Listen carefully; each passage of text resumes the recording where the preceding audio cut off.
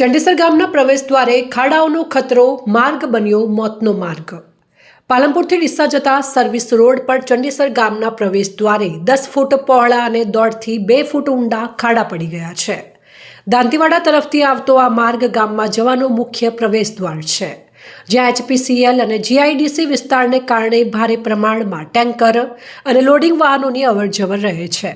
Service road પર 10-10 ફૂટના અંતરે મોટા ખાડા પડતા અકસ્માતની ભીતિ સેવાઈ રહી છે। ગ્રામજનોના જણાવ્યા અનુસાર 2 વખત લેખિત રજૂઆત કરાઈ હોવા છતાં હાઈવે ઓથોરિટીએ કોઈ જ કાર્યવાહી કરી નથી। આ માર્ગ ઉપર અકસ્માતમાં 3 વ્યક્તિઓના મૃત્યુ થયા છે અને માર્ગ મોતનો માર્ગ બન્યો છે, જ્યાં વરસાદી પાણી ભરાયા પછી પાણી નિકાલની કોઈ જ વ્યવસ્થા કરાઈ નથી।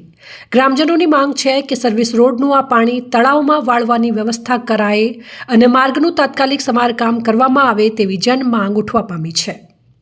પાલનપુરથી ડીસા જતો સર્વિસ રોડ ઉપર આજે 10 ફૂટ પહોળા અને 1.5 ફૂટ ઊંડા ખાડા પડી ગયેલા છે અને 10-10 ફૂટના અંતરે મોટા ખાડા પડેલા છે।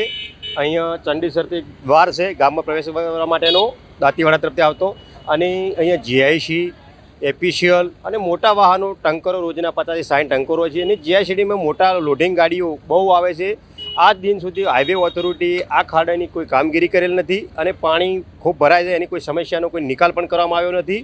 ગ્રામ પંચાયતે 2 વાર પણ એમને લખીને આપી હતું ચંડેસરે, પણ આજ દિન સુધી એનો કોઈ પણ નિકાલ કરવામાં આવ્યો નથી અને ગ્રામ પંચાયત એવી સૂચના આપી હતી કે ભાઈ તમે તળાવમાં પાણી નાખી દો અહીંથી કેનાલ બનાવીને, પણ આજ સુધી કોઈ પણ હાઈવે ઓથોરિટી કામગીરી કરી નથી। આજે મોટા એટલા ખાડા પડ્યા છે, પોળા 10-10 ફૂટ 15-15 ફૂટ પોળા અને 1.5-2 ફૂટ ઊંડા પડી ગયા છે।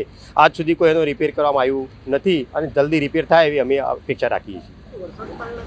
આ બધા વરસાદી પાણી બહુ આવે છે અને બહુ ભરાય છે। અહીંયા રોડ એવો છે, ડામર રોડ છે, તૂટી જાય છે વારંવાર, પણ હું તો એવું માનું છું કે RCC રોડ બનાવે એવી પણ મારી માંગ છે। પણ અહીંયા RCC રોડ બનાવે, પાણીનો ભરાવ છે, ડામર રહેતું નથી અને RCC રોડ બનાવે હાઈવે ઓથોરિટી એવી મારી નમ્ર વિનંતી છે।